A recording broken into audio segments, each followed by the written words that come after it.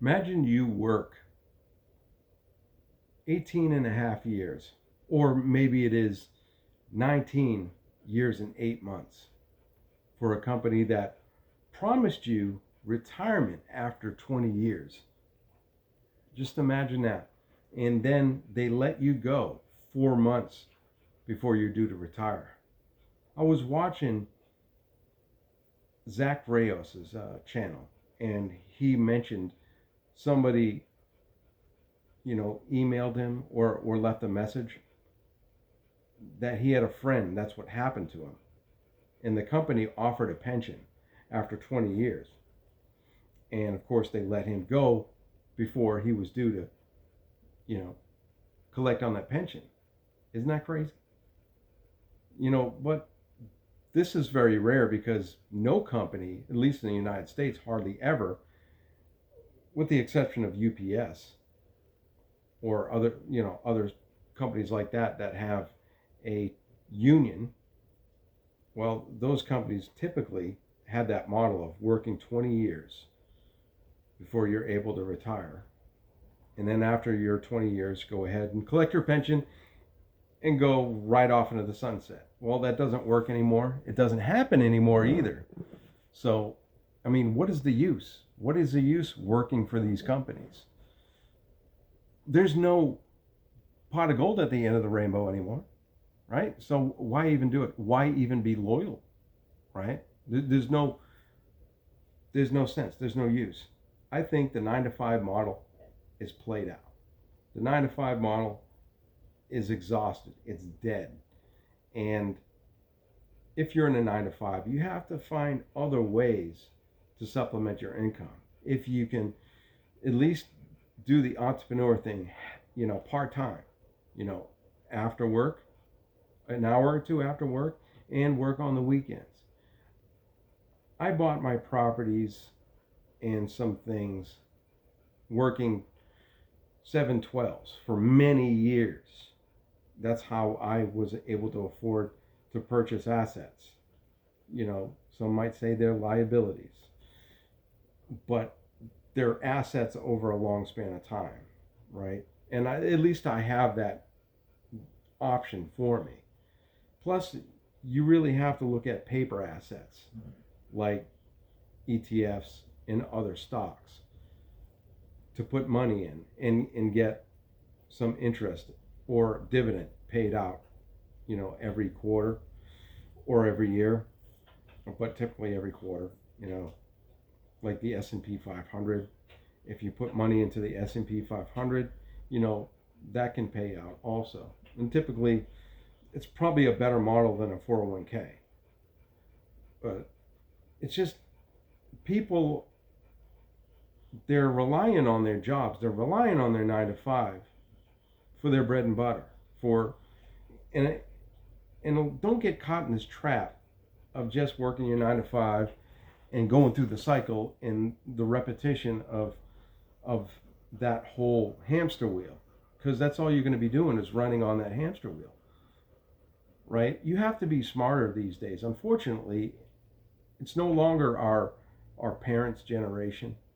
It's no longer, your grandparents are my parents, usually, unless you're older like myself, you know, and around being around 50 years old like myself, then you know what I'm talking about.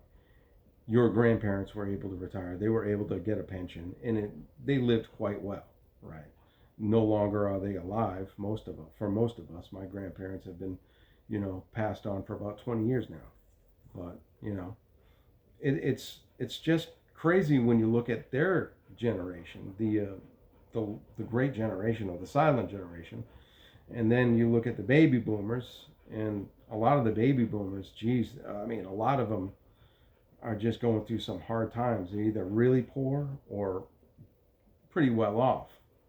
I would say if you are going to collect your Social Security, you need to find another way.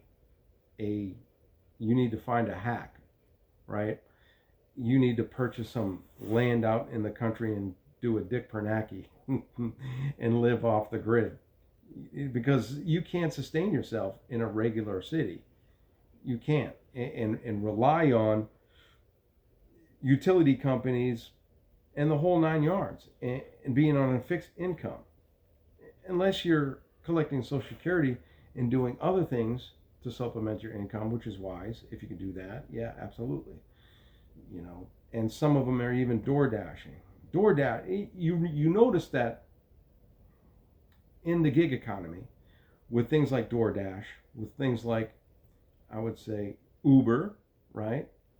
They were very lucrative, or fairly lucrative in the beginning, and over a period of time they just petered out into, you don't make much money anymore. And in COVID, during the pandemic, people were making some pretty good money, with the whole lockdown and everything.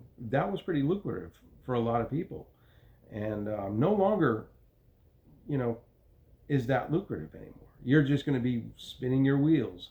But at least if you're doing that to supplement your daily income, that might not be a bad idea.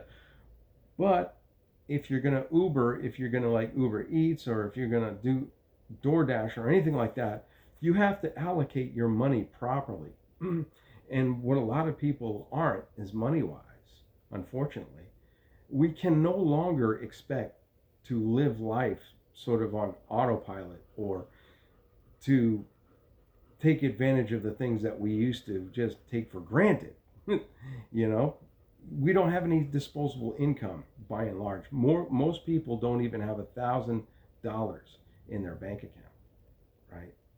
And I remember when that was more common, people had money like that. That's because there was a different economy back then. This was before 2008. And after 2008, things just started going downhill. Inflation just took a grip, right? Took a solid grip on people. And the prices of everything started skyrocketing. But it wasn't until the pandemic, and after the pandemic, that things just shot through the roof. Prices just steadily started to climb and climb and climb. And now, I don't see any end in sight. What I do see is the stabilization of prices, kind of stabilizing, right? They're not going to go down. And people think that, there's going to be a deflationary period and things should, go down in price. I've never seen that before in my life. I know we're in uncharted territory, but I've never seen that happen. I've never seen that happen. And, moreover, what I'm trying to say in this video is that you can no longer afford to just have one income, a 9 to 5. You can no longer afford that. And a lot of people have trouble just living life, and you should be able to live life. You should be able to have rest and relaxation after a hard day's work. But now we're spinning our wheels thinking to ourselves, okay, how am I going to supplement my income?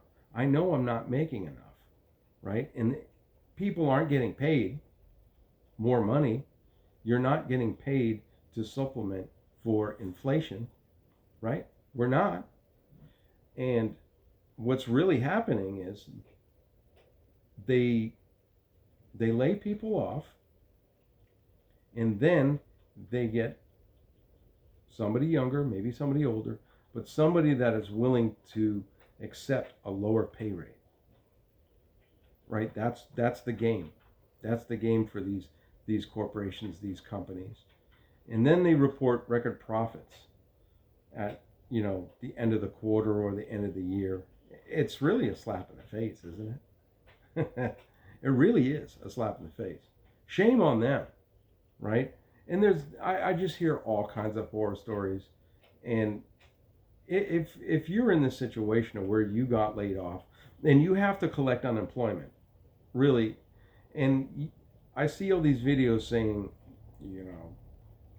if you put out 1,000 resumes and you only get, 2 interviews, heck, put out 5,000 resumes. You should be able to get a couple interviews and maybe a job. Well, if you're gonna spend that kind of time, creating 5,000 resumes, putting out 5,000 resumes, then you should have enough time to figure out, okay, how am I going to make money? How am I going to start my own business? Right? How am I going to do that? You probably have better odds starting a new business, cleaning windows. You know, it's at the point now, guys, where you have to humble yourself. I would rather, and you heard, I would rather be an entrepreneur and live a very humble existence than to be a vice president of some company and live in a big house with a big mortgage. Because you're more apt to lose that big house and big mortgage once you get fired. Because get fired, you will. You're going to get fired. If you get a job, you will eventually get fired. It sucks, but here we are, right? And then you're going to have to go out and try to get another job, right? And you're older now, right? You're older. So really think about it.